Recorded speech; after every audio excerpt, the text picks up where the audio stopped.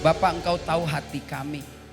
Ketika kami datang ke tempat ini, kami bukan saja sekedar memuji menyembah-Mu seperti biasanya, tetapi itu sungguh-sungguh kerinduan. Kami tahu sepanjang minggu ini kami lebih banyak jatuh daripada berdiri. Kami tahu sepanjang minggu ini dari Selasa yang lalu hingga saat ini, mungkin rumah tangga kami lebih banyak berkelahi daripada bersukacita. Mungkin bisnis suami saya lebih banyak jatuh daripada melihat titik terang keberhasilan. Atau mungkin sepanjang minggu ini sebagai ibu rumah tangga engkau mengalami kelelahan yang begitu luar biasa. Tapi Bapa, Engkau lihat kaki kami berdiri di rumah-Mu. Itu bukti bahwa kerasnya hidup ini tidak bisa memisahkan kasih Kristus dalam hidup kami. Biarlah setiap pujian kami boleh menjadi dupa yang harum di hadapan-Mu. Biarlah apa yang kami lakukan berkenan di hadapan-Mu. Engkau tilik setiap hati kami Bapa. Ketika kami memuji-Mu, inilah pengharapan terbesar kami. Bahwa berjalan bersama-Mu kami cakap menanggung segala perkara. Bapa, kami percaya ketika Engkau tersenyum oleh puja-puji kami, oleh tarian kami, oleh sukacita kegemaran kami, maka Engkau akan menyampaikan isi hati-Mu kepada kami. Hamba bersyukur Kau pilih hari ini untuk boleh menyeberangkan kebenaran firman Tuhan.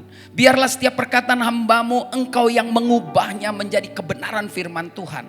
Dan bahkan setiap kata kalimat hamba-Mu Engkau sendiri yang mengubahnya menjadi bahasa yang masing-masing anak-Mu butuhkan hari ini. Terima kasih Bapa. Di tengah keterbatasan pola pikir kami, biarlah Roh Kudus sebebas-bebasnya membantu kami. Agar kami mengerti akan kebenaran firman Tuhan. Inilah syukur kami, inilah doa kami. Semua kami naikkan hanya di dalam satu nama, yaitu Tuhan Yesus Kristus. Tuhan dan Juru Selamat kami yang hidup. Yang siap menikmati dan diberkati firman Tuhan. Bersama dengan saya katakan, amin. Puji Tuhan. Haleluya. Belum disuruh duduk, udah duduk. Mana sih? Ya, belum boleh duduk, enak aja.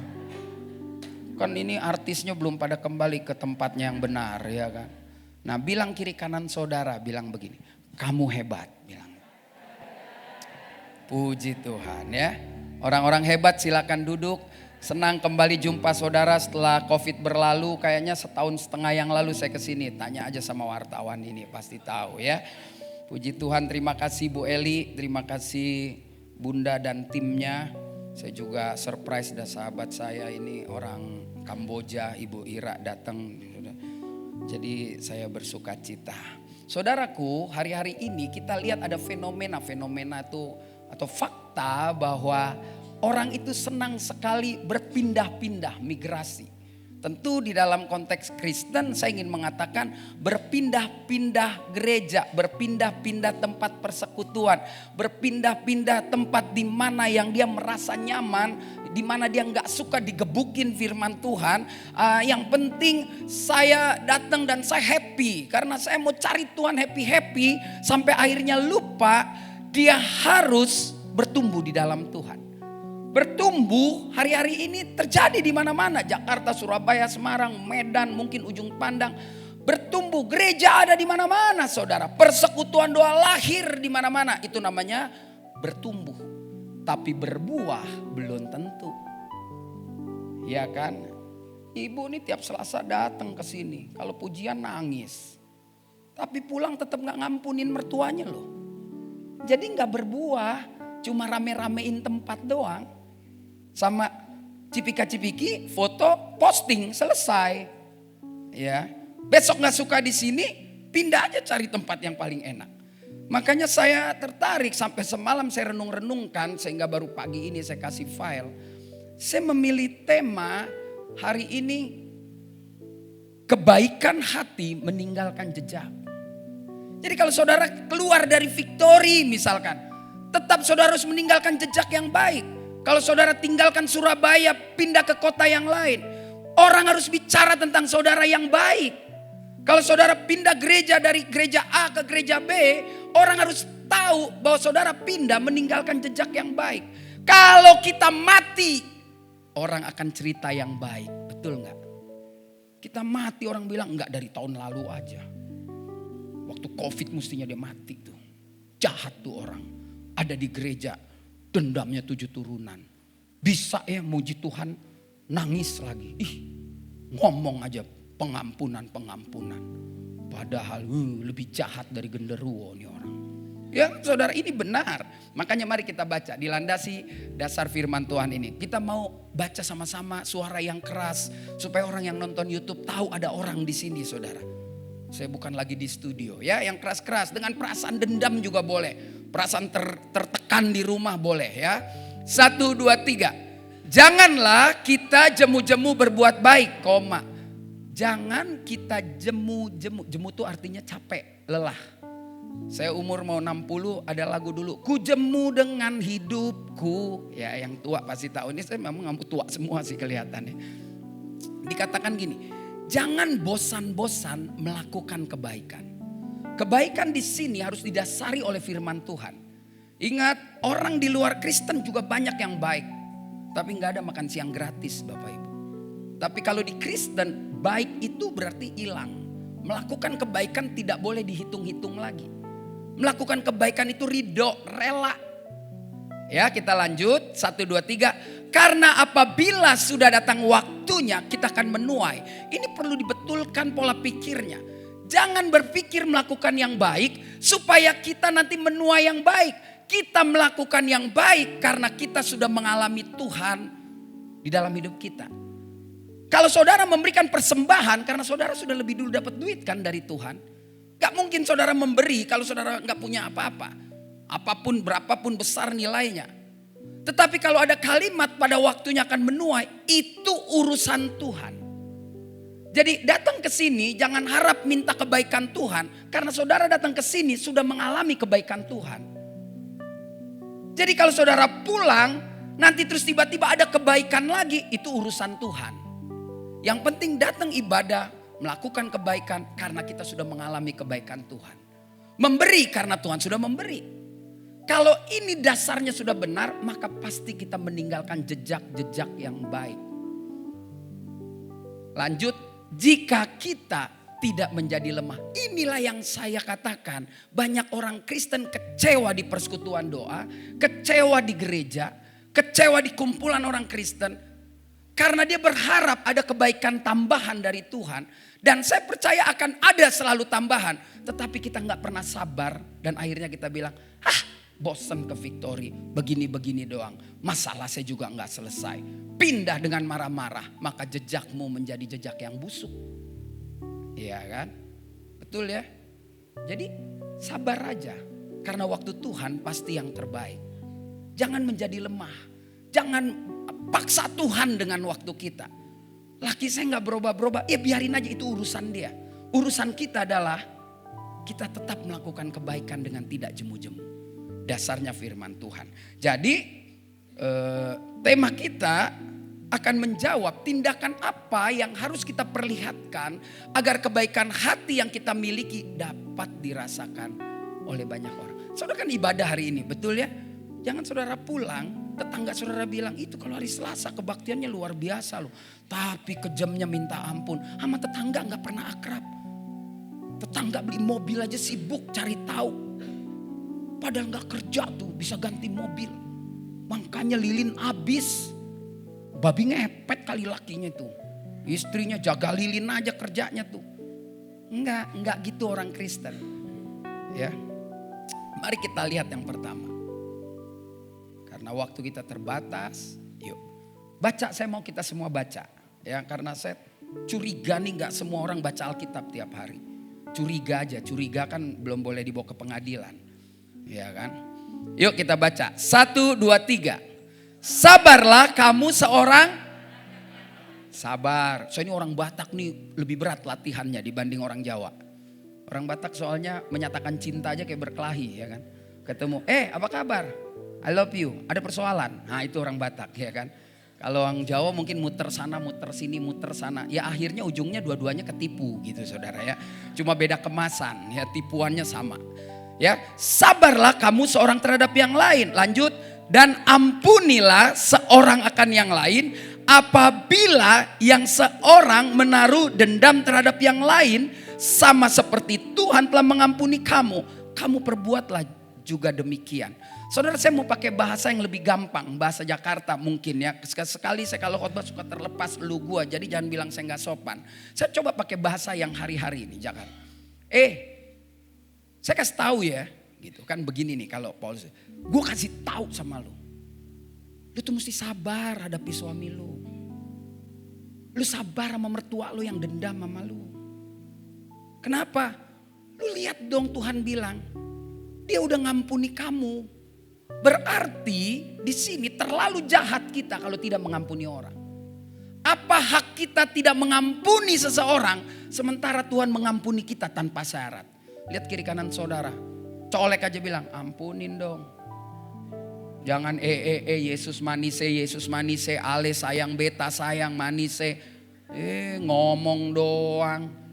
Tiap minggu saya lihat ini di Instagram nyanyi pujian terus. Ini udah benar-benar gak jadi orang Kristen yang hidupnya berani membagi kasih dan pengampunan dalam Kristus. Saya pakai dalam Kristus karena mengampuni di luar Kristus tetap ada harga yang harus dibayar. Tapi mengampuni di dalam Kristus kita dapat gratis, kita harus bagikan gratis. Saya udah bosen lah kalau dengar cerita Pak, tapi laki saya udah bosen dengar begitu. Sekarang saya mau dengar yang baru. Saya tetap mengampuni suami saya. Saya tetap mengampuni istri saya. Kadang-kadang istri juga bilang, suami saya gila Pak, main gila. Gak sadar. Dia gak main gila, lu bikin dia stres mulu. Iya kan? Gue udah baik sama lu. Salah mulu. Tapi belanja aja lu kagak salah. Kan ini repot saudara. Jadi kasih yang diberikan secara nyata dan diikuti dengan tindakan pengampunan yang tulus, itu akan membekas bagi orang yang mendapatkan. Tinggalkan jejak yang baik kepada suami, anak, istri, mertua. Jadi jangan kumpul dengan pencemooh, Alkitab bilang. Jangan kumpul dengan sekawanan orang fasik. Bukannya berarti kita gak boleh bergaul sama orang dunia. Ya kita bergaul dengan mereka. Tapi gak boleh menjadi sama. Karena rusak. Alkitab bilang itu yang berbahagia adalah orang yang duduk-duduk menikmati firman Tuhan siang dan malam. Dia seperti pohon yang ditanam di tepian air, yang merambatkan akarnya dan dia akan berbuah pada musimnya. Jadi yang pertama lihat, kalau kita memberikan kasih maka tinggal jejak. Kalau dulu 10 tahun lalu ada lagu cinta tuh yang tinggalin jejak tuh. Bila yang tertulis untuk adalah yang terbaik untukmu, kan ku jadikan kau kenangan yang terindah dalam hidup. Kalau bisa nyanyi aja gak usah malu dalam hati.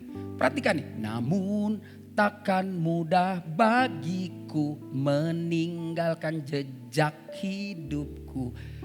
Terus yang terukir abadi sebagai kenangan yang terindah. Lakimu boleh pergi ke ujung bumi, walau ke utara ke selatan. Kalau jejak yang kita kasih, minimal sebelum mati dia pulang, walaupun cuma bawa tas kresek. Mama terimalah. Udah nasib orang Kristen mengasihi tanpa syarat. Sakit gak? Duitnya dihabisin sama kuntilanak, genderuwo, pas kursi roda kita di taman. Ya, kalau nggak ada CCTV, kemana aja kamu sama? Aduh. Tapi itu konsekuensi orang Kristen. Mau ngomong apa? Itulah kelebihannya Kristen daripada keyakinan yang lain. Makanya saya selalu bertahan pada iman Kristen saya. Nggak ada tuh orang jahat balas jahat. Nggak ada di Alkitab kita. Ya kan? Bahkan disuruh yuk jalan 1 mil, 2 mil kita jalan. Baju 2, orang minta harus kasih 1. Yuk jahat saya harus baik, saya harus doakan. Makanya saudara, Alkitab itu jelas tidak pernah menipu. Apa yang dia katakan dia akan kerjakan sendiri. Tetapi hendaklah kamu ramah seorang terhadap yang lain. Penuh kasih mesra dan saling mengampuni. Kalau di ruangan ini saling mengampuni itu banyak palsunya saudara. Karena habis ini mari kita berdoa pegang tangan. Aku mengasihi. Enggak, di rumah. Udahlah jangan jauh-jauh misi ke Papua, ke Malaysia. Ya kalau diundang gak apa-apa. Tapi kita bikin program ini di rumah. Jangan suami bilang begini, istri saya nih gila Tuhan atau apa ya. Seminggu 5 kali ibadah. Tapi nyiapin makanan aja gak pernah sama saya. Giliran orang pemulung dia bagi-bagiin makanan. Lebih mesra ke pemulung daripada ke saya. Padahal yang dia bagiin duit gue juga, ya kan? Jadi ini serius saudara. Yuk, yang pertama kalau jejak hidup kita mau diingat oleh orang. Bagi kasih dan pengampunan di dalam Kristus. Karena ada kata di dalam Kristus, maka urusan saudara sama Tuhan mesti beres dulu. Gak ada orang yang bisa membagi kasih kalau urusannya sama sang kasih belum beres. Gak ada, teori aja itu. Terakhir kalau udah mentok bilang kita kan juga manusia, gak ada. Kita beda dengan manusia yang di luar sana. Anak-anak Tuhan beda. Kita sudah punya nilai plus yang Tuhan berikan. Jadi pulanglah, bagikanlah kasih. Pertama di rumah itu. Kita gak perlu nuntut kasih yang kita bagi terus dia harus memberi kembali. Gak ada. Kita itu bagaikan matahari, hanya memberi. Tak harap kembali. Bagai sang surya menyinari dunia. You marah sama matahari? Nggak bisa, tetap dia timbul dari timur setiap hari. Dan hari ini kita sudah masa bodoh dengan matahari karena udah nggak ada COVID. Dulu pada ireng semua. Dasar. Tindakan berikutnya saudara yang harus kita lakukan, yuk kita baca. Ini menarik sekali. Memang meninggalkan jejak itu gak gampang saudara. Bukan sekedar hanya pergi pelayanan tetapi menikmati firman Tuhan.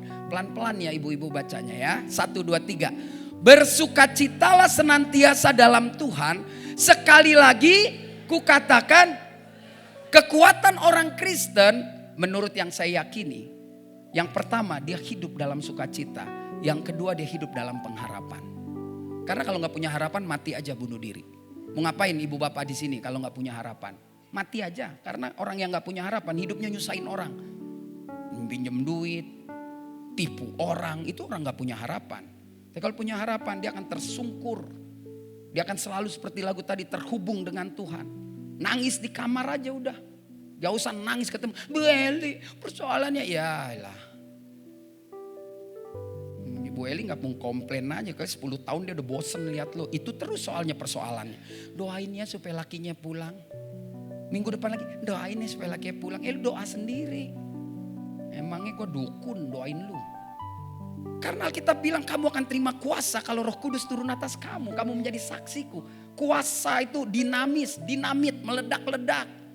Masa jadi anak buah melulu? Berdoa, yakin. Lihat, hendaklah kebaikan hatimu diketahui semua orang. Jadi kan kebaikan kita orang mesti rasakan. Walaupun kita gak perlu kanan kasih kiri tahu, gak perlu. Tetapi ketika kita berlalu berhadapan dengan orang-orang bilang nih orang baik nih. Dan saya ngeri Paulus tulis begini penutupnya. Tuhan sudah dekat. Saudara tahu artinya Tuhan sudah dekat? Ada yang tahu kelompok A? Ayo cepat waktu. Kelompok B. Yang di atas 70 tahun tahu Tuhan udah dekat. Mau mati lu bentar lagi. Ya mau mati. Dalam tafsiran Tuhan udah dekat itu kalau kiamat datang. Kan orang bilang memang nih akhir zaman sudah dekat. Tuhan udah dekat. Tapi yang satu fakta yang nyata Tuhan udah dekat itu kita mati. Nah jadi kalau melakukan kebaikan jangan tunggu gempa bumi yang Alkitab bilang nanti kalau akhir zaman gunung terbelah. Udah itu masih lama Bapak Ibu. Gak usah dipikirin. Yang dipikirin setelah ibadah ini kita mati. Apakah sudah ada kebaikan yang kita lakukan? Kalau bahasa kasarnya nih bahasa Jakarta. Lu gua kasih tahu sama lu lu bentar lagi mati makanya lakukan yang baik. Dengan sukacita lakukan itu jangan dengan tekanan. Gitu ya maaf ya pakai bahasa lebih enak. Karena ini kan ada yang di atas 60 mesti memang tegas-tegas. Karena kan Tuhan udah dekat. Iya mau ngapain lagi. Kemarin kita bilang Pak kita doakan dong Pak. Dia janji Pak kalau dia sembuh dia akan melayani. Di mana di rumah sakit Pak dia pasti melayani. Dia gak mau mangkir lagi. Kita umur berapa 87 ya gak usah lah. Kalau 87 kita doakan dia siap bertemu dengan Tuhan. Mau melayani 87 depan gerbang pengurus saya udah capek 7 orang. Hanya udah repot nggak bisa 87 nggak bisa melayani di rumah aja mong cucu nyanyiin lagu gereja itu melayaninya ya jangan sok-sok. Victory mau pelayanan ke NTB umur 65 ikut turun pesawat gara-gara dia dimarahin pramugari lama banget bu. Iya Jadi kalau misi ini pergi ya Bu Eli, mesti yang dites dulu bisa lari nggak. Kalau yang udah ngesot-ngesot udah di rumah pendoa ya kan. Sampai ketiduran ya kan. Saya ada sahabat di Jakarta, ya udah lebih tua umur 70-an. Tuhan bilang dia kena kanker. Semoga keluarganya nonton. Dia kena kanker katanya ya bulan depan mati gitu. Lalu dibawa ke Singapura. Sampai 2 tahun gak mati-mati. Sukacita soalnya. Dan dia bukan di rumah sakit, dia di rumah dengan tenang. Jadi rumah sakit itu mempercepat kematian orang. Rumah sakit ibu maaf nih ya. Yang di atas 60 tiba-tiba gak enak, sakit rumah sakit. Sakitnya di dengkul lah, MRI segala. Jadi stres, mati. Tapi kalau kau pulang, kau bersukacita, tertunda kematian itu. Karena mati kan pasti. Lalu saya ngobrol. Si ibu ini udah meninggal. Bayangin yang meninggal pendoanya duluan daripada yang sakit. Ya, yang sakit gak mati-mati, pendoanya meninggal. Kenapa? Kurang tidur.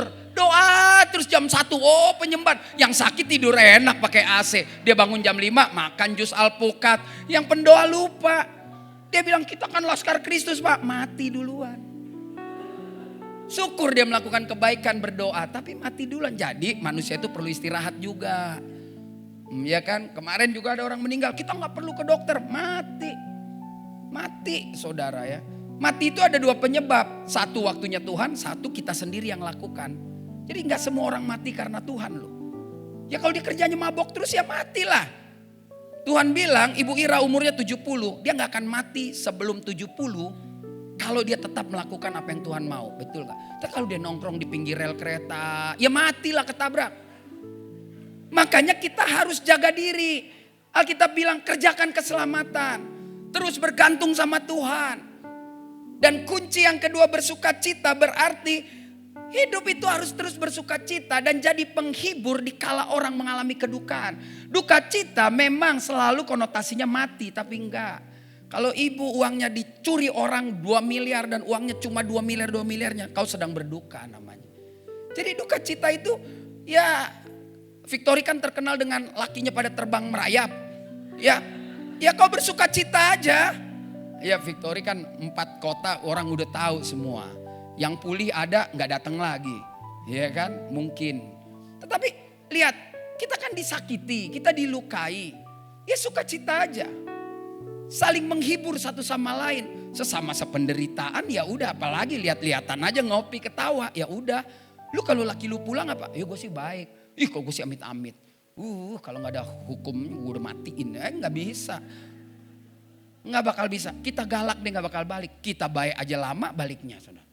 Apalagi galak, betul nggak? Tetapi di bagian lain dia akan bercerita. Bini gue luar biasa. Gue tuh gila banget jadi orang, lebih jahat dari setan. Tapi dia tetap ketawa loh. Dia tetap bergembira, bersuka cita. Walaupun dia belum janji kalau gue balik kursi roda dia mau apa enggak gitu. Iya kan? Tetapi kan ada sesuatu yang dia bawa. Ada sesuatu yang orang akan lihat saudara ada di Victory ini. Kalau saudara pindah kota kerja, ada jejak yang baik. Hidup itu tuh hanya meninggalkan jejak. Yesus melakukan hal yang luar biasa sehingga jejaknya diingat. Bahkan di dalam Filipi pasal 2, 9-11 dibilang gini. Itulah sebabnya Allah meninggikan dia. Sehingga semua mulut mengaku, lutut bertelut. Yesus Kristus bagi kemuliaan Bapa kita di surga. Jadi yang kedua saya coba ambil satu kalimat sukacita dan penghiburan yang kita bagikan akan dirasakan oleh sesama. Dan menjadi jejak baik yang akan membekas selamanya di hati sesama yang membutuhkan. Ingat, Tuhan sudah dekat. Mati tidak ditentukan oleh berapa banyak usia orang. Sekarang anak-anak umur 39 cuci darah loh. Apa itu rencana Tuhan? Enggak, karena congornya ini. Iya kan? Iya, apa kalau bahasa Jawa ini? Congor, iya. Iya. Cangkemnya. Dia gak menghujat Tuhan, tapi cangkemnya gak ngerem. Jam 12 pesen online, makan, nonton Netflix, tidur. Gak selesai persoalan. Saya yakin ibu-ibu ini masih ada yang nonton Netflix. Nonton gak apa-apa, tapi kalau sudah 5 season, 1 season, 12 seri, nangis lagi. On banget. Baca Alkitab gak pernah nangis. Tapi lihat dia pulang, lakinya pergi sama orang lalu ditampar. Nangis. Sekarang sinetron Korea udah mulai kalah sama sinetron Cina, ya betul nggak? Coba saudara buka handphone. Keluarga Sanjaya datang. Jeng, jeng, jeng, jeng, jeng. Siapa yang menghina istriku? Nonton lagi semua sampai 2 menit. Lalu beli lagi. On nggak? On.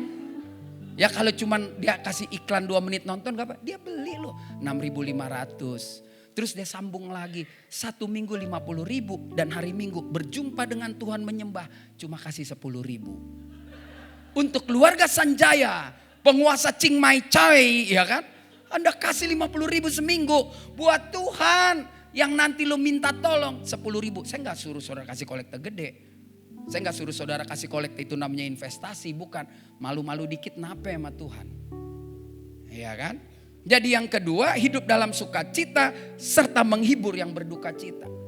Bersukacitalah dengan orang bersukacita, menangislah dengan orang menangis. Sebulan lalu saya ada di Heaven, saya doa untuk orang meninggal. Dasar nih ibu-ibu kadang-kadang gak ada aturannya juga kalau ngomong. Orang itu, kalau saudara suaminya udah ada yang suaminya meninggal, sakit gak rasanya? Sakit banget. Istri saya belum meninggal. 2 hari gak ada kabar aja sakit. Gimana mati? Kan kalau orang mati itu belahan jiwa katanya. Jadi waktu dia meninggal, karena di teman persekutuan ibu-ibu saya, datang yang satu, yang lebih pengalaman. Dia bilang, Mbak udah mbak yang kuat. Orang lagi nangis. Saya bilang, suruh diam. Udah mbak, yang penting kita sekarang bersama, sama-sama janda. Orang lagi nangis depan. Saya langsung panggil kan. Tarik tuh. Emang cangkemnya. Maksudnya mau menghibur salah tempat saudara. Tunggu kayak seminggu ada ibadah baru lucu-lucuan enak. Orang lagi nangis. Suami. Teman saya sepelayanan. Jahat banget sama suaminya. Mau pergi sama pendeta Rio. Udah, jahat banget deh. Udah biarin aja. Laki gua rada-rada on katanya. Meninggal saudara. Setengah gila dia sekarang. Kenapa? Emang ya, gue nyesel loh. Emang kalau gak ada suami sakit banget loh. Saudara bayangin, dulu bukannya lo bilang on laki lo. Udah deh. Terus ada yang naksir cowok. Ada yang naksir tetangga. Ya udah kan lu sertifikat. Janda kan ada 2, ada sertifikat, ada yang enggak. Ya kan, kalau sertifikat mati, ada suratnya. Kalau yang masih hidup hak guna bangun itu ya. Saudara cuman bisa pakai berapa bulan, balikin ke penyewa, ya kan. Jadi saya bilang, ibu itu lagi marah, bagaimana menghiburnya kan? Pak kita ibadah, liturginya ibadahnya berapa lama khotbahnya? Saya bilang, terserah Bapak deh, orang udah rame. Saya kan kalau khotbah nggak mau saya mendayu-dayu sedih-sedih, nggak mau ya. Iya, ya udah Bu, kita keluarga doa dulu. Bu, mau saya doain bangkit nggak? Saya gituin aja. Ibu ketawa, bercanda aja. Iya, memang harus bercanda karena lu nangis juga dia mati juga. Mendingan kita happy-happy aja gitu. Udah akhirnya happy-happy, dikubur lah dengan tenang. Mungkin sekarang udah mati dimakan cacing, saudara. Kalau udah sebulan kan, udah selesai. Jadi ingat, waktu Tuhan sudah dekat. Oleh karena itu bersukacitalah. Bagikan kasih dan pengharapan tanpa pamrih.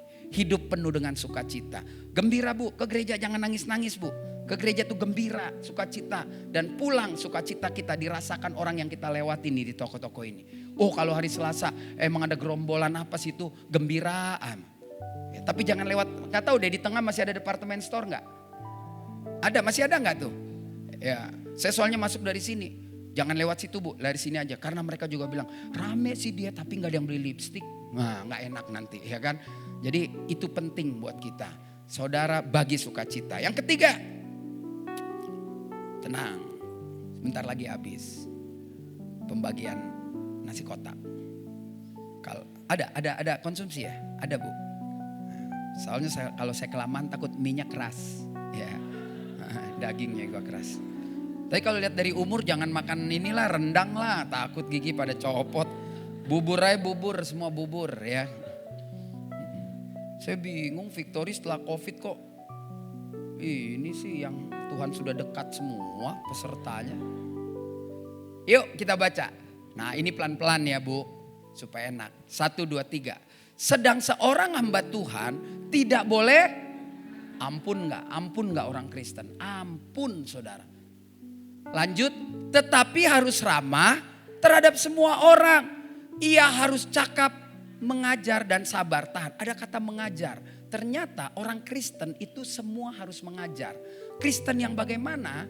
Di sini dikatakan seorang hamba Tuhan. Saya mau tanya sama ibu, cepat bu ya. Siapa itu hamba Tuhan? Cepet dong, cepet. Bu, ngomongnya jangan ditutup, dibuka aja gini. Ya udah. Gimana? Siapa tuh hamba Tuhan? Hamba Tuhan adalah orang yang sudah menyerahkan dirinya kepada Tuhan. Jadi kita semua ini hamba Tuhan kalau kita sudah serahkan diri kita. Dulu kita ini hamba dunia. Hamba itu bahasa Alkitab biar keren. Padahal kita fanfo, tahu fanfo, babu. Ya, yang kasar lagi kacung, ya kan?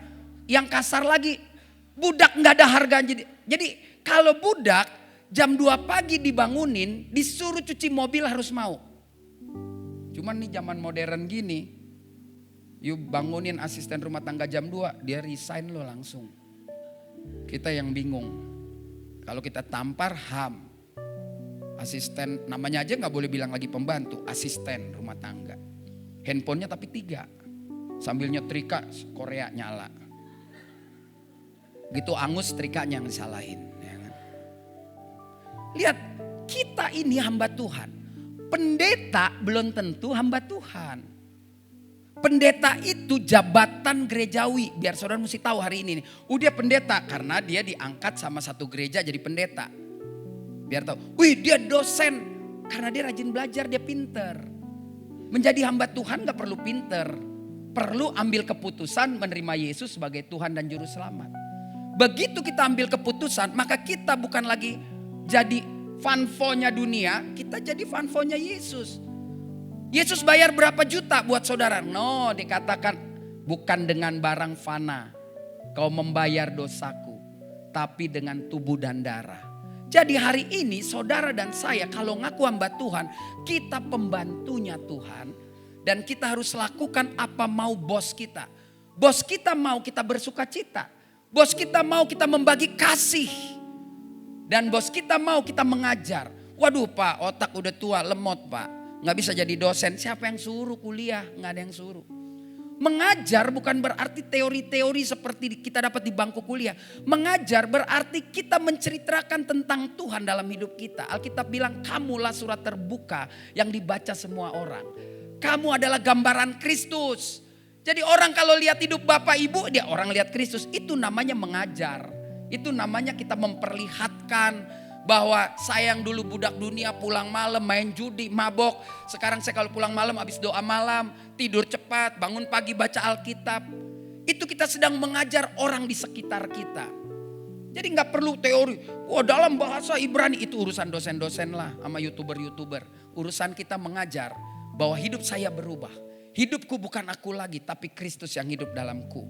Jadi makanya yang ketiga, kita harus sabar. Mengajar dalam hal ini adalah menceritakan perubahan hidup. Jadi kalau sama suami gak berubah-berubah, ya gak usah dimarahin dong. Makanya akhirnya di neraka ini lebih banyak perempuan dari laki-laki setelah saya sadari. Dulu saya pikir laki-laki lebih banyak di neraka. Ternyata sekarang mulai seimbang statistiknya. Karena ibu-ibu yang bertobat, dia sudah rapi jam 8 mau ke gereja. Diajak suaminya dengan marah-marah. Betul gak? Ke gereja kamu mati masuk neraka lu. Ya. Suaminya bilang ya udah gereja duluan saya tunggu di pintu neraka. Karena orang marah-marah pasti masuk neraka saudara. Orang marah-marah gak ada di surga. Masa ada di surga orang marah-marah? Makanya jadi kita kalau ajak suami ke gereja dia gak mau tinggalin aja. Ya udah wis nonton aja nonton ya. Aku gereja. Ada waktu Tuhan akan melembutkan hati dia. Kapan gak usah paksa. Karena ayat tadi pembimbing kita ayat pertama. Jangan kamu sampai lelah menunggu waktu Tuhan. Jadi jelas mengajar membimbing dengan sikap ramah dan rendah. Mungkin pengurus Victory tanpa sadar sudah mengajar. Sudah membimbing. Sabar menghadapi jemaat nih yang gak jelas kadang-kadang. Kadang jelas, kadang komplain. Ya kan? Kan hidup ini kalau gak komplain. Kalau hatinya gak puas dia marah. Padahal hidup tidak bisa memuaskan semua orang. Hidup tidak bisa kita paksa orang harus sama seperti kita. Yang penting rukun. Rukun tidak harus sama pikirannya. Saya yakin pengurus Victory ini pikirannya gak sama. Idenya banyak. Gak cocok, bertengkar dalam ide gak masalah. Yang penting jangan musuhan. Itu namanya rukun. Sungguh alangkah baik dan indahnya bila saudara semua hidup rukun bersama. Karena kesanalah Tuhan memerintahkan berkat buat orang yang rukun. Rukun bukan berarti sama loh saudara. Rukun tidak bermusuhan. Ketemu yang gak cocok biasa aja. Gak usah buang muka. Kalau ada yang buang muka, ambil mukanya lagi. Tempelin di mukanya. Bilang, Mbak, muka udah standar, jangan dibuang. Nih, tempel. Yang terakhir, udah setengah 12. Gak usah lama-lama. Nanti mie keras, ya kan. Saudara lihat, ada ayat yang hebat sekali yang akan menutup pada perenungan kita bagaimana meninggalkan jejak. Jadi yang ketiga, hadirkan kedamaian. Itu mengajar. Ketika kita bilang damai ya, udah teori udah capek. Ibu dari kecil udah diajarin kok. Dari TK, SD, SMP, sekolah minggu. Dikasih tahu damai, damai, damai. Sekarang saatnya kita mengajar. Hidup kita yang membawa damai bagi banyak orang. Lihat kiri kanan saudara, bilang damai bos. Damai. Bilang ke suami saudara. Ini kalau yang di sebelahnya ada suaminya, coba deh. Pegang kayak pundaknya, damai ya ma, pak, damai. Damai ya, suaminya yang pegang ibunya, damai, damai, damai. Damai ya, damai hidup tuh damai. Kesabaran, kelemah lembutan dalam memberi contoh, itu mengajar memberi contoh. Di dalam membimbing sesama agar mendapatkan kebenaran yang membawa pada pertobatan. Jadi udah habis masa seperti tahun 80 penginjilan, itu berubah caranya. Nggak lagi bagi-bagi kertas lembar-selembar. Udah kuno itu. Itu generasi Tancen Bok, Bolu Sutina, Hamid Arif, Benyamin S itu. Ya artis zaman dulu, sekarang udah zamannya Agnes Monica, Ariel ya kan. Udah lain. Jadi caranya juga lain. Langsung praktekkan firman Tuhan. Yang terakhir saudara. Jangan lupa nanti foto bersama ya. Yuk kita baca keras-keras. 1, 2, 3. Karena bagiku hidup adalah Kristus dan mati adalah keuntungan. Jadi waktu Tuhan sudah dekat, kalau waktunya itu sampai kepada kita, yaitu keuntungan. Makanya sebetulnya di orang Kristen tuh sangat jarang gitu. Kalau ada kedukaan gitu, meninggal, nangis berhari-hari, nggak ada tuh sebetulnya. Karena sebetulnya ketika orang yang hidup dalam Tuhan meninggal, maka itu keuntungan bagi dia. Mempercepat dia sampai ke tujuan hidupnya yang sesungguhnya. Ibu-ibu kan belum mau ke surga. Belum mau. Orang bersin aja langsung minum obat. Iya kan. Malah ada orang katanya pecahin aja gendang telinga supaya kalau dipanggil Tuhan gak kedengeran. Ibu saya kemarin saya nikahan ponakan, saya khotbah. Ibu saya umurnya 90, menjelang 90. Dia bilang ini, aku nanti matinya, dia tunjuk anak saya, kalau kau kawin. Cucu sekarang aja ngomongin, ya ilah siapa yang urus pung. Oma, kenapa? Jangan-jangan 120 bapak emak saya udah keburu mati semua gitu kan. Dia belum mau umur 120. Bayangin, apa lagi? Buat saya terserah nanti Tuhan mau 300 ke umur saudara. Tetapi saya selalu bilang Tuhan, kalau juga boleh minta, saya mati dalam keadaan nyaman, iya kan? Jangan sampai kabelnya 45 di sini, semua kabel, waduh, di tangan sampai baru selesai. Itu namanya diporotin nama neraka. Udah akhirnya mati, duitnya habis, jual semua. Jangan bisa lah, kalau bisa jangan begitu. Gak apa-apa kalau doa bilang Tuhan, kalau saya mati, matinya yang asik dah, ya kan? Tapi jangan pas kebaktian Victory, repot semua orang ya. Di rumah aja kalau lagi tidur. Nah, pengurus jadi repot cari-cari ambulan. Ambulan mindahin dari sini ke rumah sakit aja 900.000. Biaya gede amat ya kan. Saudara yang keempat lihat. Kalau kalimat ini kita renungkan berarti hidup kita hanya untuk Tuhan. Apa yang kita lakukan hanya untuk Tuhan. Hanya orang yang melakukan kehendak Tuhan yang berani berkata kalau saya mati itu satu keuntungan. Tapi kalau dia hidup sama Tuhan masih separuh-separuh, ya udahlah. Saya gak ngerti deh, seminggu sekali mungkin vitamin disuntik terus. Saya kan kalau ngomong selalu ada faktanya, jadi saya gak bisa dituntut. Saudara lihat kan di Reels, di Instagram ada orang disuntik, salah suntik akhirnya ambil gelas saja bingung. Ada kan? Padahal tarik kejang udah habis, tapi dia masih. Saudara bisa lihat nggak? Kenapa? Karena ketidakpuasan dalam hidup ini. Aslinya cantik banget, sekarang dia jalan. Terus saudara mau apa? Mau apa sekarang? Saya nggak tahu, nggak mendahului Tuhan, nggak bisa sembuh tuh. Seseorang kalau udah sampai titik di mana sarafnya rusak, maka ada proses 1 minggu. Mestinya lagi dia proses kan di stop. Waktu dia ngigo katanya, wah ini kerasukan. Ya nggak dicari pendeta. Saya nggak pernah larang yang begitu-begituan, tapi jangan sampai ambisius, saudara. Ambisi boleh aja, tapi jangan sampai hidup dikendalikan, ya. Saya nggak mau kalau tiba-tiba satu ketika saya diundang lagi, saya tanya sama Bunda Feni, mana pengurusnya? Ada di rumah. Kenapa? Ngambil sendok aja susah Pak. Nah, dia salah. Obat semir rambut dia minum, ya udah. Jadi yang keempat, jalanilah hidup ini hanya untuk kepentingan Tuhan Yesus.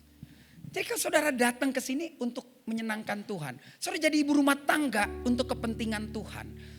Suami kerja bilang kepentingan Tuhan. Main musik untuk kepentingan Tuhan. Saya khotbah untuk kepentingan Tuhan. Pimpin pujian.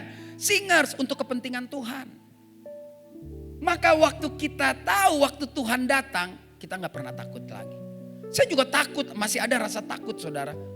Saya kalau jalan jam 2 pagi, lewat San Diego kuburan naik mobil, takut juga. Siapa yang gak takut? Tapi kalau saya berkhotbah terus ada orang tembak saya gak takut. Siapa di sini yang nggak takut? Saya mau tanya deh, yang penyembahannya jago aja ada mak kecoa masih takut. Jago dia. Jakarta preman, badan gede, kulit hitam, tato banyak, ada cacing takut. Gue geli, gimana? Lawan orang dia berani. Ada yang jagoannya minta ampun, diputusin ceweknya bunuh diri loh. Kayak udah gak ada perempuan lain di dunia ini. Badannya gede, bagus, ganteng, saya kecil lihat muka ini orang takut, mati bunuh diri. Hanya dengan tali dilelang. Cintaku padamu takkan pernah berubah walau ditelan waktu. Ita Purnamasari.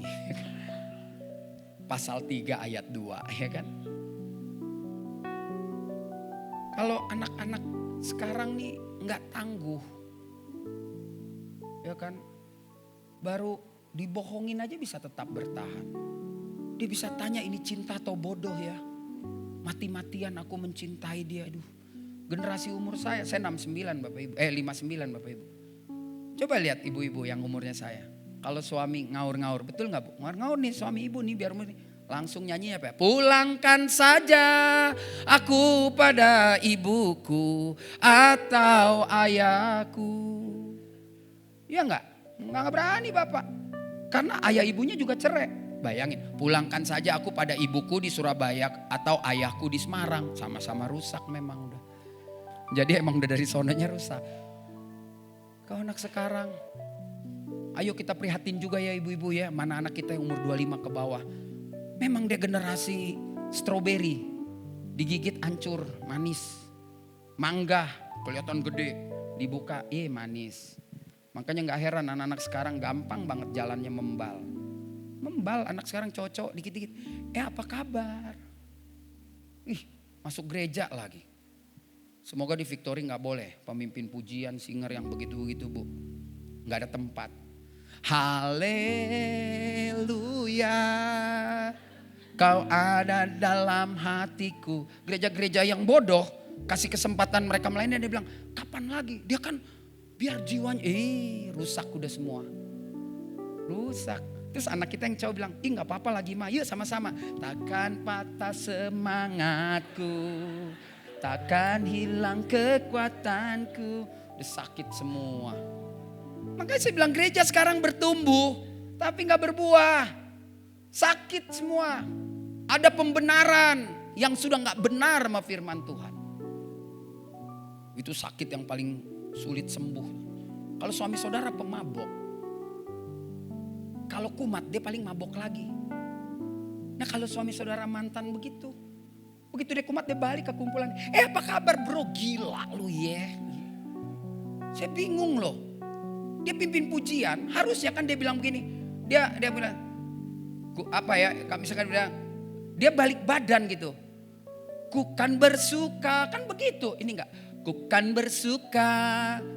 Saya sama istri saya bilang, ini emang ada gelombang badai apa gimana ya gitu.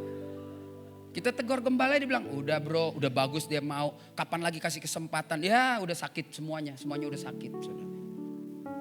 Nggak ada yang kacau-kacau, duduk dulu. Jadi firman Tuhan ini kan mengingatkan kita saat semua orang melihat hidup yang kita jalani hanya untuk kepentingan Tuhan, maka tindakan tersebut merupakan jejak abadi. Jadi mulai hari ini, yuk Bapak Ibu, termasuk saya, termasuk pemimpin pujian singer, yang kita lakukan hanya untuk kepentingan Tuhan. Kita kerja untuk Tuhan. Makanya Kolose 3:23 bilang, apapun yang kamu lakukan. Soal di rumah orang belum bertobat itu urusan Tuhan lah. Yang penting kita konsisten. Gue mengasihimu. Gue memberikan sukacita samamu. Aku selalu akan mengajarimu bagaimana memberikan damai, sejahtera, sukacita. Kenapa? Karena hidupku hanya untuk kepentingan Tuhan. Kalau Tuhan kasih you jadi pasangan hidup, gak apa-apa, aku nikmati segala penderitaan, segala tekanan, badai. Itu bagian dari kehidupan. Semua orang punya masalah di sini Bapak Ibu. Semua, saya lagi khotbah pun punya masalah. Siapa nggak punya masalah? Ya minimal bayar listrik tiap bulan, bayar kuliah anak, itu masalah saudara. Iya kan? Iya, wah bapak mah ringan, saya ditinggal laki, ya itu derita lu. Tapi pasti ada jalan keluar. Karena bersama Kristus kita cakap menanggung segala perkara. Jadi saya simpulkan hari ini saudara. Ya, dari sebelah sana batuk lagi, sana batuk, saya takutnya kode gitu. Kalau ada yang bawa anak kecil cubit aja biar nangis. Saya ngerti itu. Nangis berarti disuruh stop ya. Janganlah kita jemu-jemu berbuat baik. Karena apabila sudah datang waktunya kita akan menuai. Jika kita tidak menjadi lemah. Ingat ini saudara ya. Jangan menjadi lemah. Percaya waktu Tuhan pasti yang terbaik. Menunggu bonus dari Tuhan. Tetap lakukan hal yang baik. Jadi hari ini ada tindakan yang harus kita perlihatkan kepada orang lain. Agar ketika saudara meninggalkan Victory, meninggalkan rumah, pindah ke rumah yang baru, semua orang akan berbicara tentang jejak yang baik.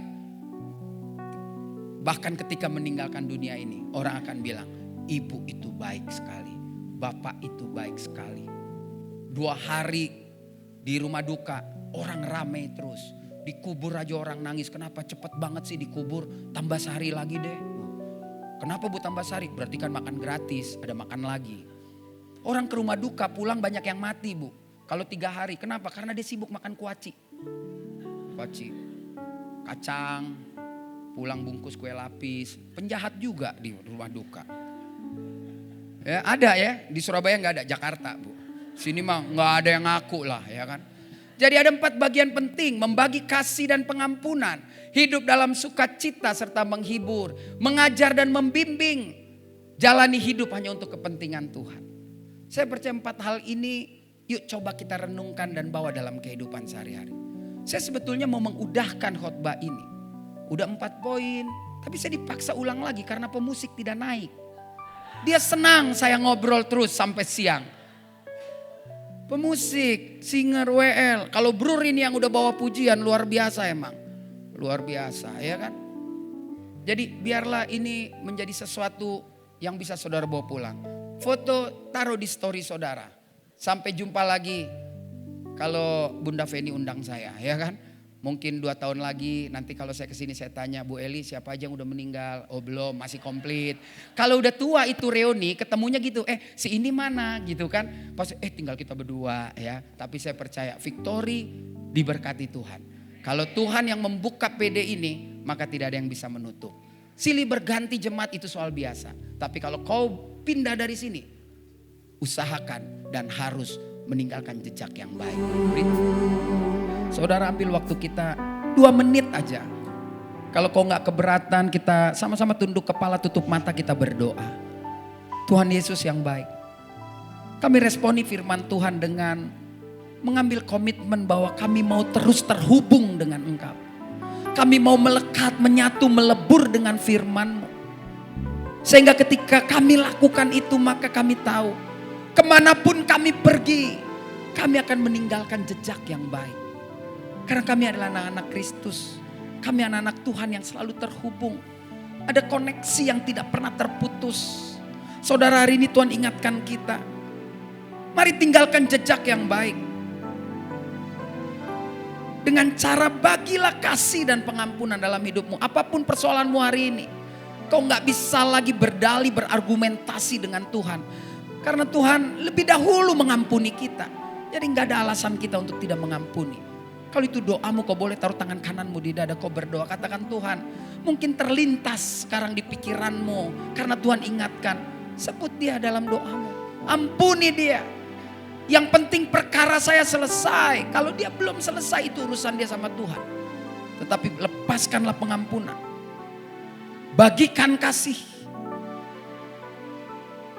Lalu perlihatkan sukacita kepada orang yang mencari sukacita itu.